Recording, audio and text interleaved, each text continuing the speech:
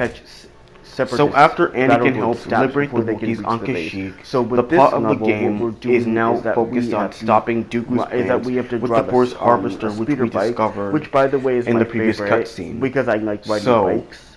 Oh boy, here what we go. Dooku is planning to do with the Force Harvester is that he wants to reactivate an old ancient Sith weapon that was used during the Great Sith War. It's kind of disappointing that this game is no longer canon because, while this game's plot is really basic and serviceable, I thought it was rather good for its time. It was okay, but not the best. But anyway, Dooku wants to reactivate old ancient Sith weapon during the Great Sith War called the Dark Reaper. So yeah, the basic plot of the game is that a fallen Jedi called Ulic Droma, I haven't played this game in years, somehow managed to stop the Dark Reaper, and of course with every single backstory. It's vague on how he was able to defeat him, of how Ulic Droma was able to defeat the Dark Reaper, of course, with all backstories. But now the Republic forces have to go back to Red Var to discover how to defeat the Reaper and how they can save the Republic from annihilation. So for the rest of the for the next level, you're going to be heading back to Red Var. We're heading back to Red Var. So yeah, the place that we evacuated from in the fourth level, in the third or fourth level. So yes. Now we have to free Renvar from the Separatist forces' control, and in order to discover how to stop the Dark Reaper by visiting Count Luna's tomb. And I didn't bother showing the boss, showing the mission, because when I was a kid, it really pissed me off on how difficult that level was. I kept dying and dying when you get to the old Jedi's tomb. But anyway, so after Anakin talks to the ghost of Ulic Droma, Anakin now has the knowledge of how to stop the Dark Reaper. I swear, this game's plot is so basic, I swear to God. If he left any information on how to stop, I don't think Renvar has ever appeared in any of the other Star Wars movies. I think the only time I know that Renvar has appeared in any Star Wars media is just this game and the Battlefront series. So, yeah. So Anakin comes back with knowledge of how to stop the Dark Reaper. Now the Separatists, now the Republic is mounting a whole full invasion on Thule to destroy the Dark Reaper before it's activated. Anakin, Mace Windu, and Obi-Wan have a three-step plan where Anakin will take out the shield generator, Mace will command the ground forces, and Obi-Wan will take out their ground and Obi-Wan will take out. We just lost the Tibanna colonies on Bespin. Ossus will fall within days. If Dooku gets the Dark Reaper operational, we won't stand a chance of winning this war. Still no word from Master Kenobi? No, sir. Then they must have failed. Prepare to move the Sullust fleet to Renvar. A wise decision, that is. Wise, but it may prove futile, old friend. Even if we discover how to stop the Dark Reaper in time, we still don't know where it is. I do. The planet is called Thule. Thousands of years ago, it was a hidden Sith stronghold. Ulic fought there during the war.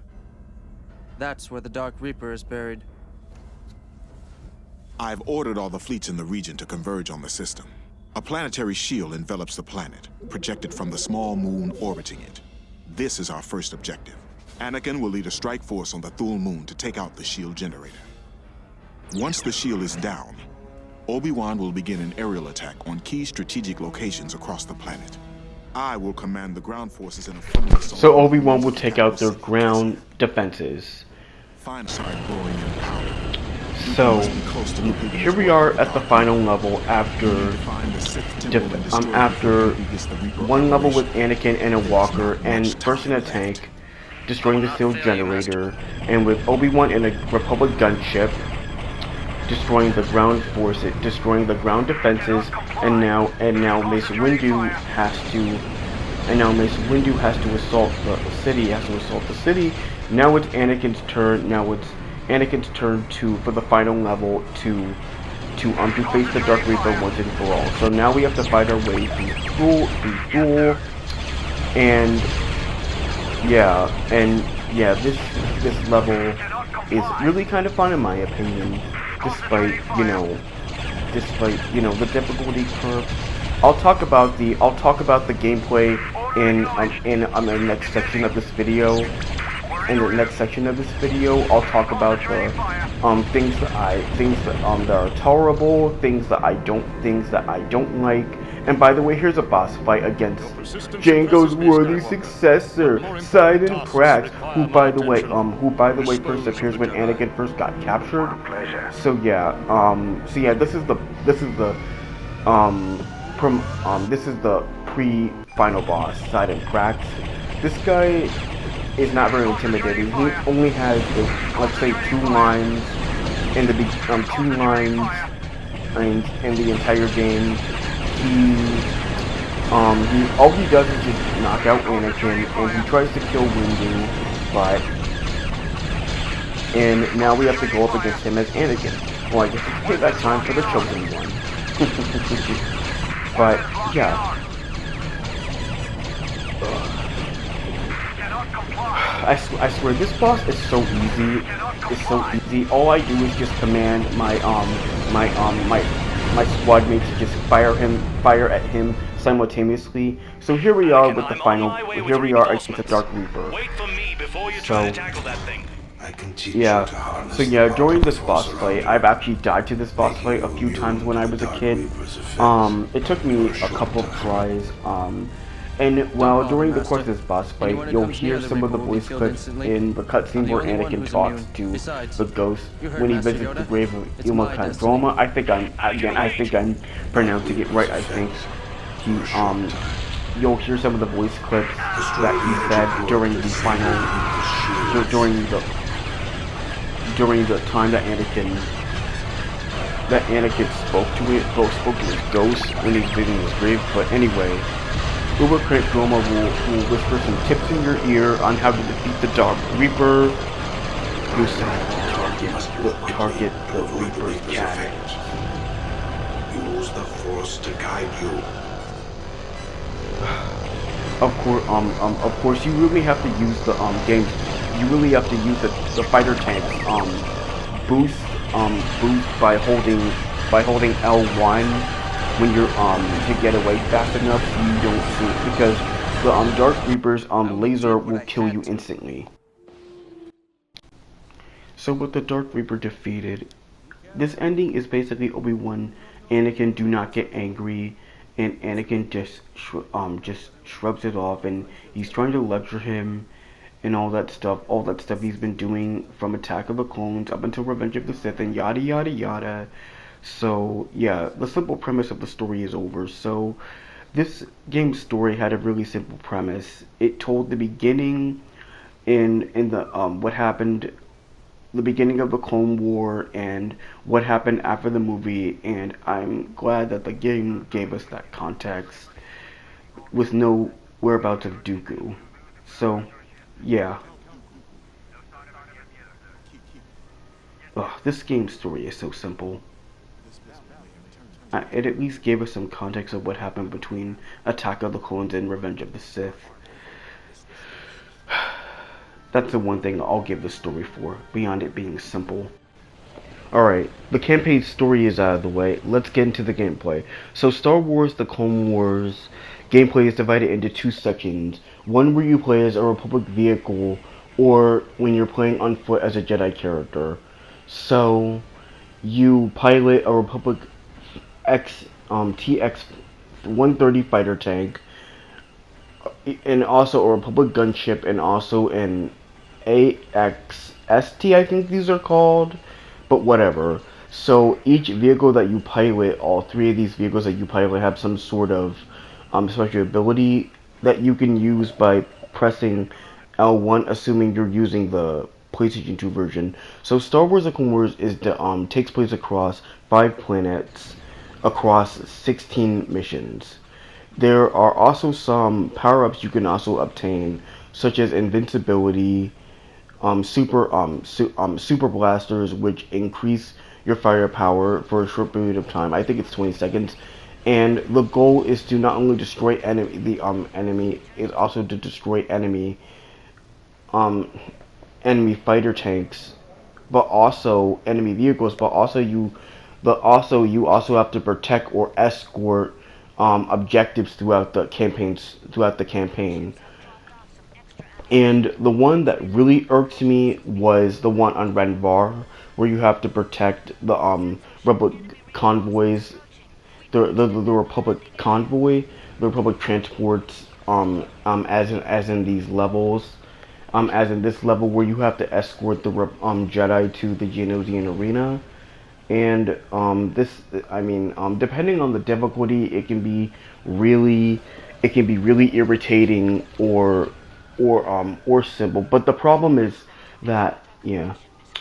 But you can also there are also, along with the power-ups, there are also health and ammunition you can also collect throughout the level to refill your health and reload your missiles if you happen to run out. You're given up to 20 missiles in total. So you're given up to 20 missiles in total. So you press square to shoot your missiles, and you hold down X to fire. You can also issue later in the campaign of 5 levels, and you can also issue commands to your squad mates to attack the enemy, to break off from each other, to defend the player, or regroup as a group, or regroup with you. So yeah, you can also do that. There's also that feature. Another section of the gameplay, when you're not in your vehicle, is the Jedi on foot section. And let me tell you, these sections are really, really, really clunky to control. I mean, the control feels rather stiff. It's not perfect. You hold down X to attack with your lightsaber. You use the L1 button to do a force push, and you press square to throw your lightsaber. So yeah, so that's the controls down. And you either play as Mace Windu or Obi-Wan Kenobi or Anakin Skywalker, but you only play as Obi-Wan, I think, in the speeder section, I believe. And by the way, if your AI partner dies, you automatically fail the mission. And enemies overwhelm you, which is a pain in the ass. Another feature that this game has in the options is bonus material, which you can collect by completing bonus objectives, which are concept art. You can also view the units, and you can also unlock more modes for multiplayer, in which you can stare at the ass of both either Barra or Padme. So yeah. There's also cheat codes you can also unlock to unlock more characters in multiplayer, such as, for example, the Son of Fett, which unlocks the Clone Trooper, and you can use him, and you can use the Clone Trooper in multiplayer, not just the Jedi. And in multiplayer, you fight off multiple waves of bots until you die. I think I've only gotten up to 10, I believe, and yeah. There's also that replayability as well. Another mode of multiplayer is also the Geonosian Arena Academy as well, in which you not only score points, but you also, the same thing with the full Academy vehicle multiplayer section, which you can also play alone or with a friend if you have one. But yeah, I find the Geonosian Arena the most fun. So after you clear out all the waves, you can also, if you're playing multiplayer, you'll also have to fight to the death.